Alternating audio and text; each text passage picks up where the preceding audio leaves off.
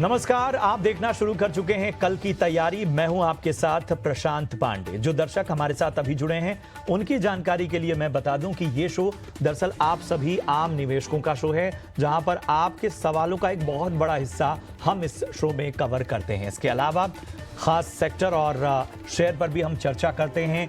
कल आखिर कहां नजर रखनी है ये भी आपको बताते हैं। कमाई का वीआईपी सेगमेंट भी आपके लिए लेकर आते हैं। तो चलिए, आज के शो में क्या रहेगा खास वो तो आप आगे जानेंगे, लेकिन शो में जुड़ना कैसे, अपने सवाल कैसे भेजने हैं, जरा उसके बारे में जान लीजिए। तो स्क्रीन पर फ्लैश हो रहे इस व्हाट्सएप नंबर पर आप अपना सवाल हमें व्हाट्सएप कीजिए और सवाल के साथ अपना और अपने शहर का नाम जरूर लिखिए।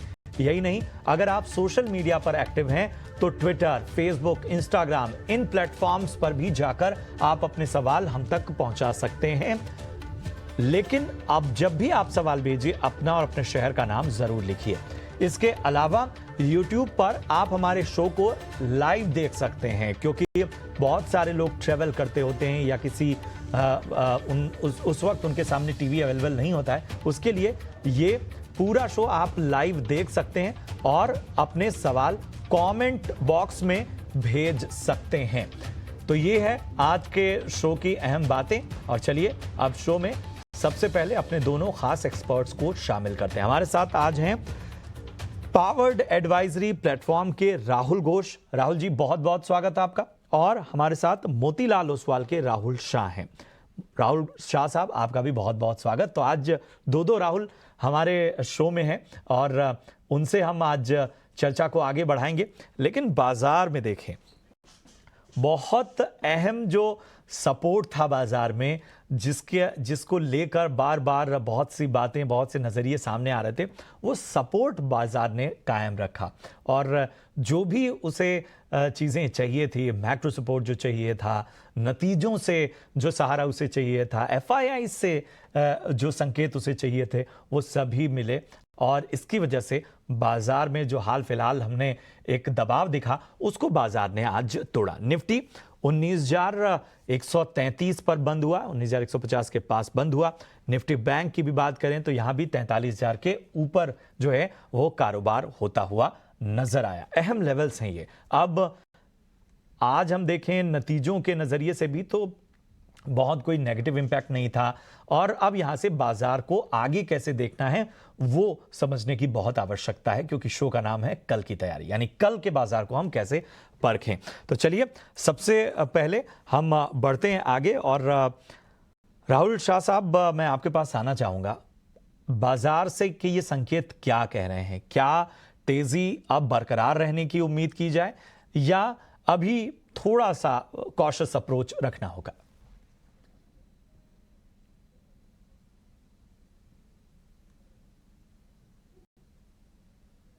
राहुल शाह साहब, आप तक आवाज पहुंच रही है? लगता है कुछ तकनीकी खामी है। राहुल घोष, आप तक आवाज मेरी पहुंच रही है क्या?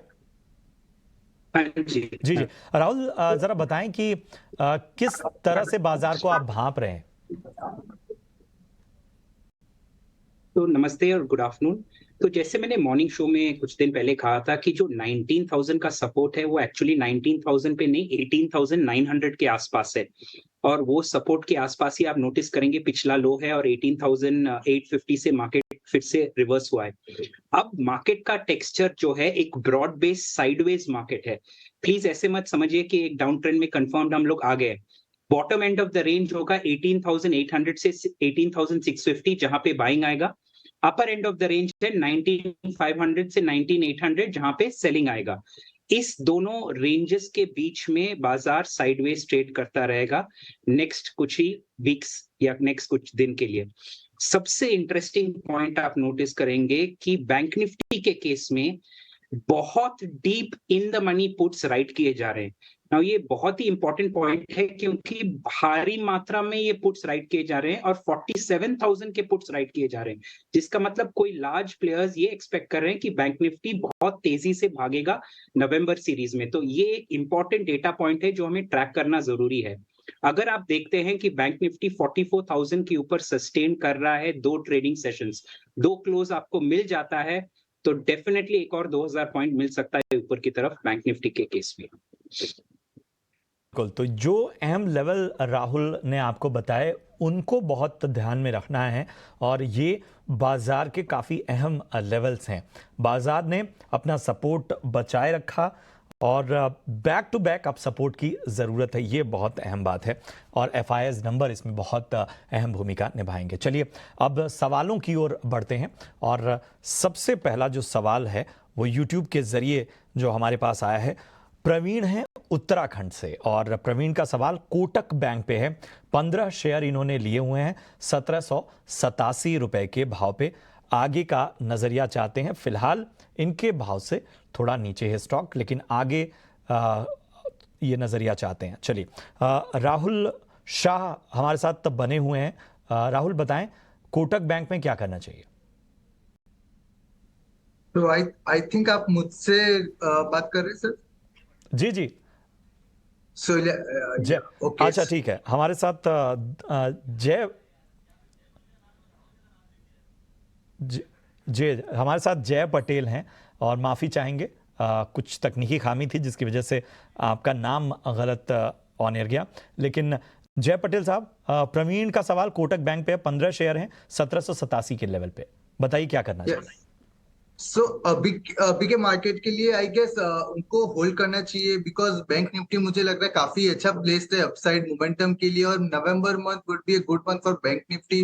जो इवन यूएस के इंटरेस्ट रेट से भी स्टेबिलिटी आई तो मुझे लग रहा है Kotak bank would be beneficiary to 1780 would be a first target and then subsequently I guess 1800 तक ये स्टॉक जा सकता है आने वाले वीक में। तो मुझे लग रहा है दिवाली तक 1800 शायद से आ जाएगा कोटक महिंद्रा बैंक पर। तो डेफिनेटली होल्ड करके चलना चाहिए ये बैंक एंड इवन थोड़ा भी पोजिशनली भी होल्ड करे तो मुझे काफी स्ट्रेंथ दिख रही है ये स्टॉक में।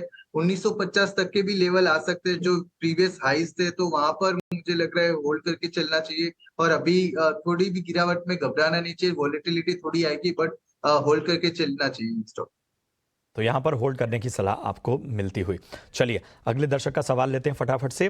पीयूष हैं पुणे महाराष्ट्र से और इनका सवाल भारत गियर्स पर है।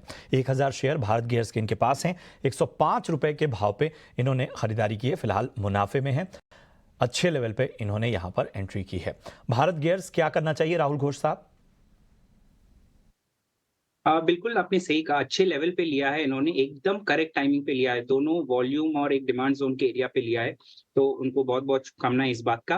करंटली भारत गियर्स एक साइडवेज ट्रेंड में ट्रेड करेगा नेक्स्ट फ्यू डेज के लिए, तो इनको थोड़ा पेशेंस पहले दिखाना होगा।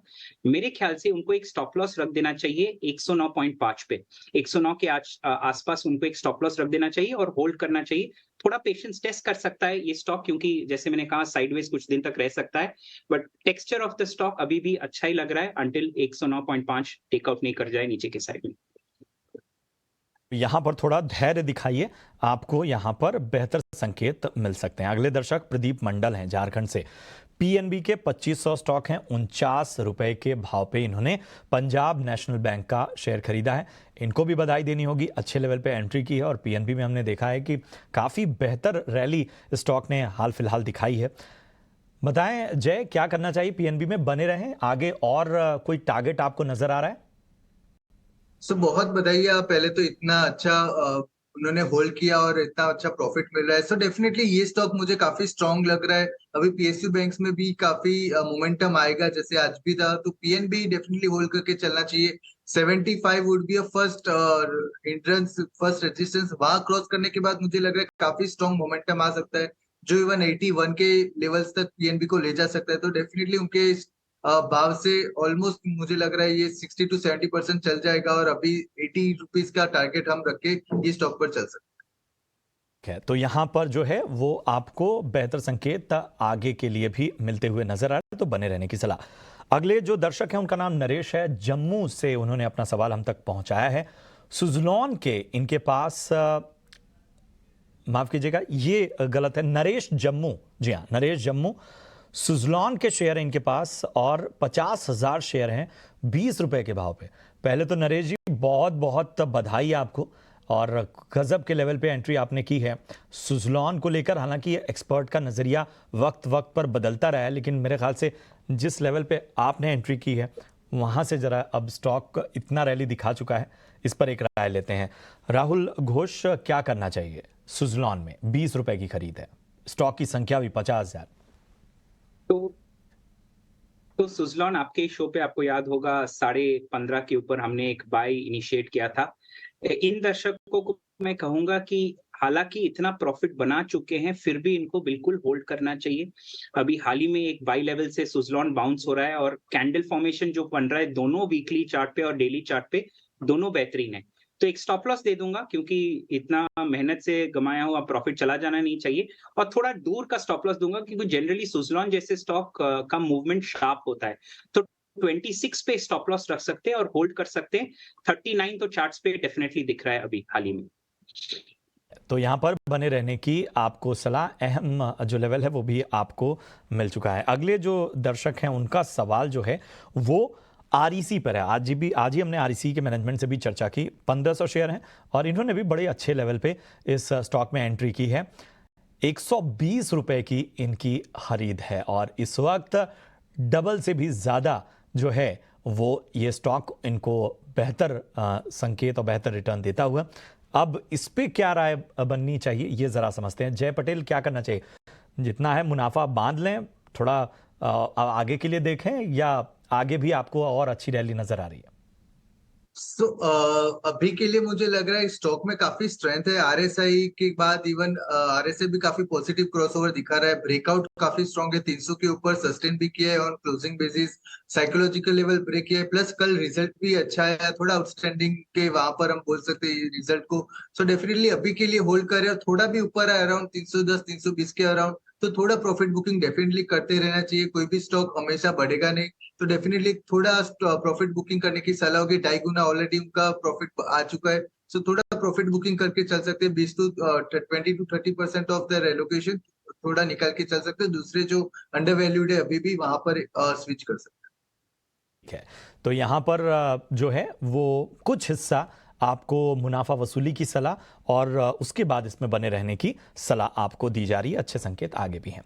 विनय है इलाहाबाद से और इन्होंने जियो फाइनेंशियल पर सवाल पूछा है। जियो फाइनेंशियल को लेकर अक्सर जो निवेशक हैं वो सवाल पूछ रहे हैं। 500 शेयर हैं 202 के भाव पे। जाहिर सी बात है कि इन्होंने भी फिलहाल जो है वो प्रॉफिट अच्छा सा बनाया है, लेकिन अब आगे क्या नजरिया बन रहा है? राहुल, क्या करना चाहिए जियो फाइनेंशियल में? आगे जो है वो किस तरह का आपका व्यू बन रहा है? तो पहले तो जियो फाइनेंशियल में मैं दर्शक को कहूंगा कि थोड़ा सा लंबी अवधि का नजरिया रखना चाहिए उनको, शॉर्ट टर्म का नजरिया नहीं रखना चाहिए। और 202 जो इनका एंट्री प्राइस है वो उनका स्टॉप लॉस 202 पे ही लग देना चाहिए और होल्ड करना चाहिए और थोड़ा पेशेंस दिखाना चाहिए। मार्केट का स्ट्रक्चर भी साइडवेज है, तो हो सकता है थोड़ा टाइम लगे प्ले आउट करने के लिए ये stock, but definitely medium term में चार्ट्स अच्छे लग रहे हैं। यूट्यूब के ये सवाल थे जो हमने आज शॉर्टलिस्ट करके पूछे।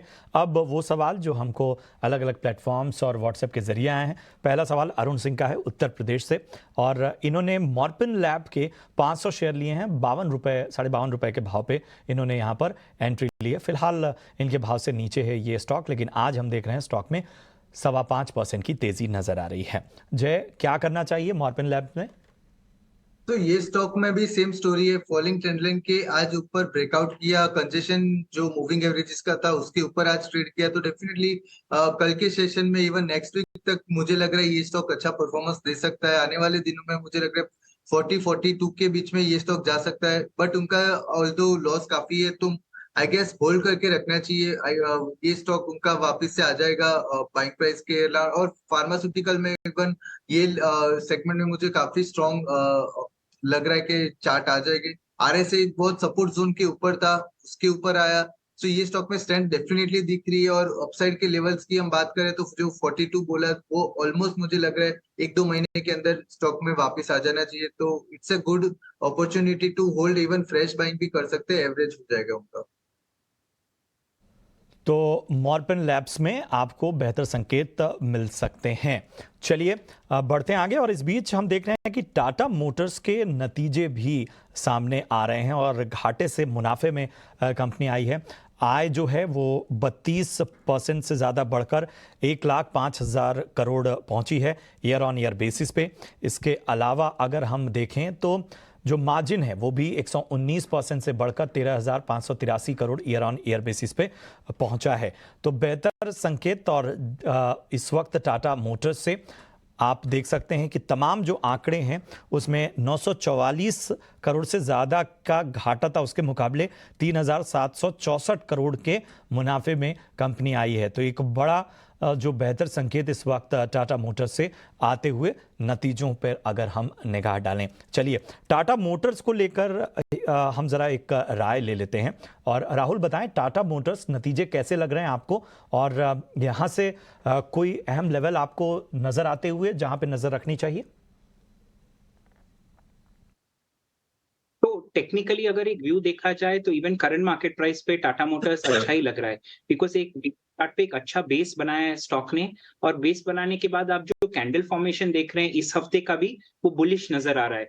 तो डेफिनेटली लॉन्ग साइड पे होल्ड करने की सलाह रहेगी इस स्टॉक को।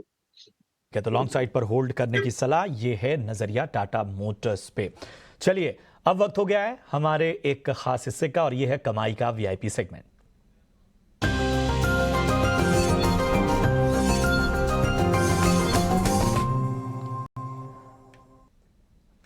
राहुल, मैं सबसे पहले आप ही के पास आना चाहूंगा। बताइए आज आपकी वीआईपी पिक कौन सी है? तो आज जो स्टॉक मैं सजेस्ट कर रहा हूँ वो आईडीएफसी फर्स्ट बैंक है। तो पहले मैं बता दूं कि both medium and long term के लिए हम बहुत ही बुलिश है इस स्टॉक में, आईडीएफसी फर्स्ट में। बट अगर थोड़ा सा शॉर्ट टर्म नजरिया से भी देखा जाए, करंट मार्केट प्राइस पे बाय कर सकते हैं। स्टॉप लॉस होगा 77 और 89 और 99 का 2 टारगेट हमने दिया है। तो 77 स्टॉप लॉस, शायद 82 के आसपास अभी ट्रेड कर रहा है स्टॉक। एक अच्छा 20% का करेक्शन देखने को मिला है स्टॉक में, और अभी फिर से एक बाय लेवल में आया है। बाय लेवल हालांकि थोड़ा बड़ा है, बट 77 आई थिंक एक रीजनेबल स्टॉप लॉस रहना चाहिए। ठीक है, तो आईडीएफसी फर्स्ट बैंक पसंद है राहुल घोष की। जय, आप बताएं आपकी नजर कहां है? तो पहला जो होगा वो है बेल। आज के दिन में हमने देखा काफी स्ट्रेंथ यहाँ पर दिखाई दी, मोर देन 5% अपसाइड दिखा। सब मूविंग एवरेजेस का जो कंसेशन था 21 डे, 34 डे एंड 50 डे, उसके ऊपर आज के दिन में निकला। आरएसआई स्ट्रॉन्ग वॉल्यूम के साथ पॉजिटिव क्रॉसओवर की तरफ एक बार निकल के आया। So 128 would be a buying opportunity at this point. 133.5 का हम टारगेट रख के चल सकते हैं with stop loss of around 123.5. So BEL would be my first pick and second pick would be an Olectra green. Just a second. So if we talk about Olectra Green, यहाँ पर भी सेम पैटर्न बन रहा है। MACD काफी अच्छा positive divergence की तरफ इंडिकेशन दे रहा है। आज के दिन में भी ये स्टॉक ने अच्छा परफॉर्मेंस दिखाया है। सो 1186 के वहां पर ये स्टॉक है। सो 1265 तक के टारगेट हम आते हुए ये स्टॉक पर देख सकते हैं। वीकली चार्ट पर भी काफी अच्छा चार्ट दिख रहा है मुझे, ऑल टाइम हाई के वहां पर है। सो ये स्टॉक में बस काफी स्ट्रॉन्ग है। 1265 target, stop loss would be 1140, जो यहाँ से अराउंड 40 पॉइंट्स नीचे। तो BHEL और ओलेक्ट्रा ग्रीन टेक पसंद आ रहा है जय को। बहुत बहुत शुक्रिया करेंगे जय पटेल आपका। इसके साथ ही राहुल घोष आपका भी बहुत बहुत धन्यवाद शो में जुड़ने के लिए, हमारे दर्शकों के अहम सवालों पर एक बेहतरीन राय देने के लिए आप दोनों का बहुत बहुत धन्यवाद। फिलहाल कल की तैयारी में मुझे और मेरी पूरी टीम को दीजिए इजाजत। आप देखते रहिए ET नाउ स्वदेश। नमस्कार।